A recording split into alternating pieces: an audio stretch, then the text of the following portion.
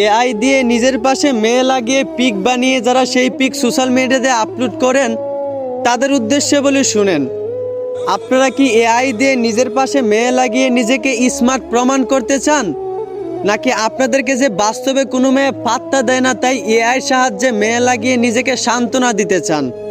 আমি বুঝলাম না ভাই, আপনারা কি বাস্তবে কোনো মেয়ে খুঁজে পান না, নাকি আপনাদের যোগ্যতা নাই?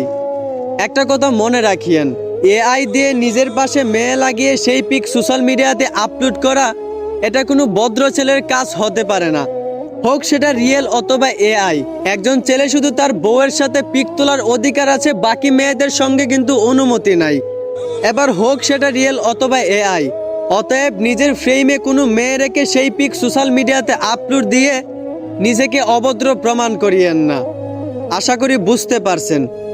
ধন্যবাদ।